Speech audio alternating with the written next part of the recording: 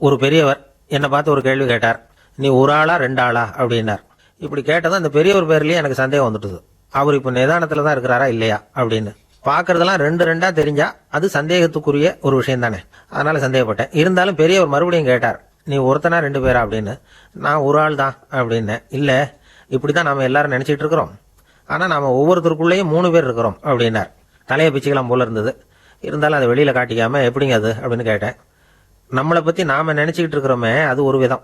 நம்மளை பத்தி அடுத்தவங்க நினைக்கிறாங்களே அது இன்னொரு விதம். நம்மளை பத்தி நமக்கும் தெரியாம அடுத்தவங்களுக்கும் தெரியாம இருக்கிறது ஒரு விதம் அப்படின்னு அதுக்கு விளக்கம் கொடுத்தார்.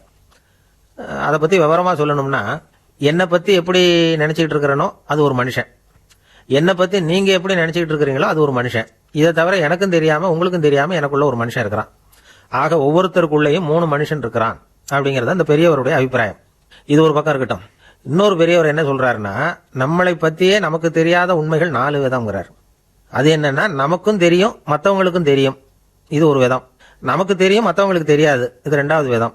நமக்கு தெரியாது மற்றவங்களுக்கு தெரியும், இது 3வது விதம். நமக்கும் தெரியாது மற்றவங்களுக்கும் தெரியாது. இது கொஞ்சம் குழப்பமா தெரியும் ஒரேடியா சொன்னா. இதை கொஞ்சம் நல்லா புரிச்சுக்கிட்டா கருத்து வேறுபாடு வர்றதுக்கு வாய்ப்பு இல்லை, மனித நேயம் வளரும் அப்படின்னு பெரியவங்க சொல்றாங்க. அது எப்படின்னா, முதல் விஷயத்தை எடுத்துக்குவோமே.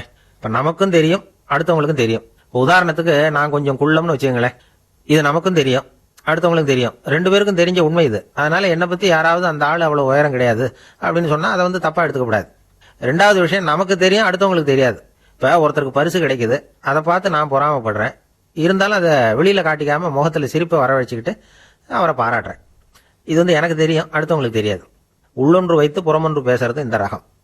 3வது விஷயம் என்னன்னா, நமக்கு தெரியாது மற்றவங்களுக்கு தெரியும். இப்ப கோபப்படுறது இதுக்கு ஒரு உதாரணம். நமக்கு தெரியாத ஒரு குறைய அடுத்தவங்க சுட்டி காட்டுறப்ப நமக்கு கோபம் வருது. 4வது விஷயம் என்னன்னா, நமக்கும் தெரியாது மற்றவங்களுக்கு தெரியாது. ஒருத்தன் எரிஞ்சு விழுறான், அவனுக்கு பிபி ரத்த அழுத்தம், அதனால அப்படி விழுறான். அவனுக்கு அது இருக்குங்கிறது அவனுக்கும் தெரியாது அடுத்தவனுக்கும் தெரியாது. இதனால அடுத்தவனும் பதிலுக்கு இவன் மேல கோவப்படுறான். அதனால நாம மனித நேயத்தோட வாழணும்னா நம்மளையும் புரிஞ்சுக்கணும் அடுத்தவங்களையும் புரிஞ்சுக்கணும், பகுத்து அறியணும். அதுதான் பகுத்தறிவு.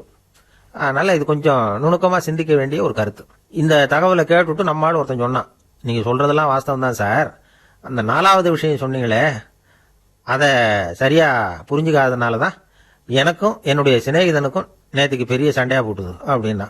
என்னடா விஷயம்னு கேட்டோம். ஒரு 100 ரூபாய் பணம், அதை யாரு எடுத்துக்கிறதுங்கிறதுல எங்களுக்குள்ள தகராறு அப்படின்னா. இதுல என்னப்பா தகராறு, பணம் யாருடையதோ அவங்க எடுத்துக்க வேண்டியது தானே அப்படின்னோம். அது யாருடையதுங்கிறது எனக்கும் தெரியாது அவனுக்கும் தெரியாது, அதனாலதான் சார் தகராறு அப்படிங்கிறான்.